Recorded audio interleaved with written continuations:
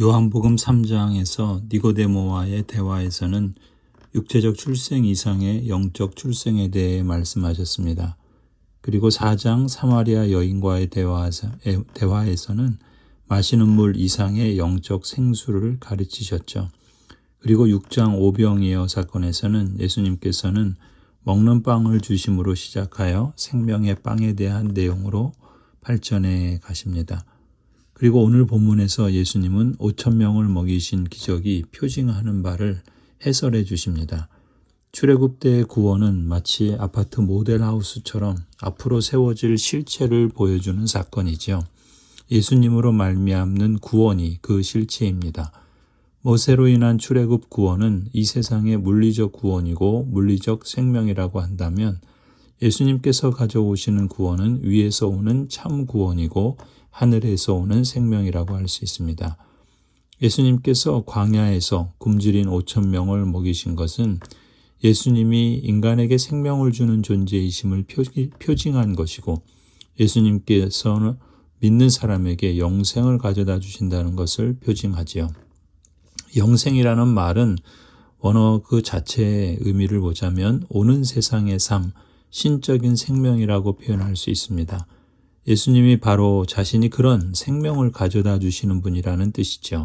그래서 33절에 하나님의 빵은 하늘에서 내려와 세상에 생명을 주는 것이다 라고 말씀하시고 또 35절에서는 직접적으로 내가 생명의 빵이다 단언하시죠. 당시 유대인들은 예수님께서 모세와 같은 선지자로서 출애굽의 구원을 문자적으로 재현하실 분으로 오해했습니다. 말하자면 정치적으로 로마로부터 독립시켜 자유를 가져다 주시고 만나와 물과 같은 경제적 풍요를 주시고 신의 율법에 의한 사회 정의를 재현하는 메시아로서 생각을 해서 예수를 붙잡고 모세와 같은 지도자요 자신들의 왕으로 삼으려고 했던 것이죠.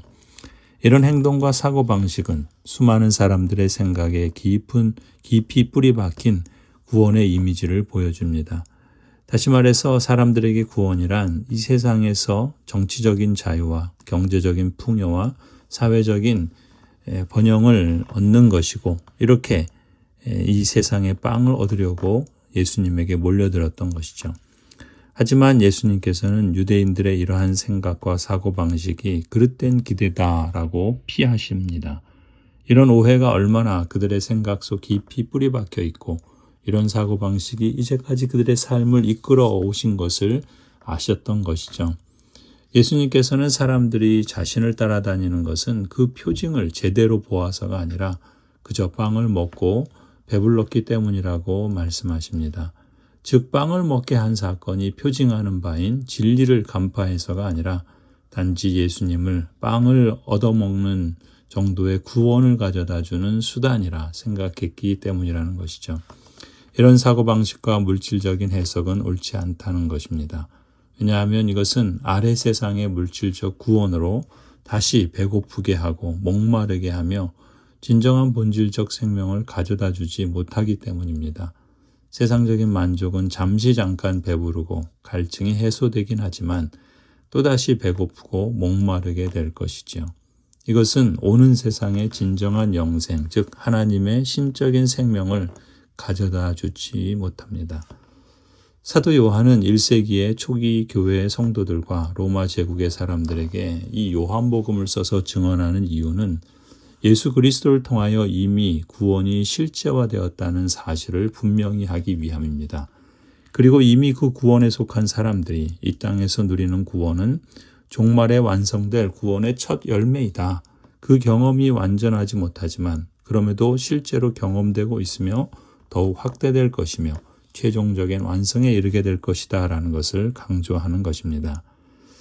계속해서 37절에 무엇보다 예수님께서는 이렇게 확언해 주시죠. 아버지께서 내게 주시는 사람은 다 내게로 올 것이요 또 내게로 오는 사람은 내가 물리치지 않을 것이다. 나를 보내신 분의 뜻은 내게 주신 사람을 내가 한 사람도 잃어버리지 않고 마지막 날에 모두 살리는 일이다. 또한 아들을 보고 그를 믿는 사람은 누구든지 영생을 얻게 하시는 것이 내 아버지의 뜻이다. 나는 마지막 날에 그들을 살릴 것이다. 성도 여러분, 여러분도 주 예수 그리스도께서 마지막 날에 다시 살릴 한 사람이라는 사실을 인식하고 감사하며 기뻐하십시다. 그리고 생명의 빵이신 예수님께 가까이 나아가 주님이 주시는 영생의 양식을 날마다 먹으십시다. 오늘도 생명의 빵이신 주님과 함께하는 복된 하루, 복된 한 해가 되기를 간절히 축원합니다. 아멘.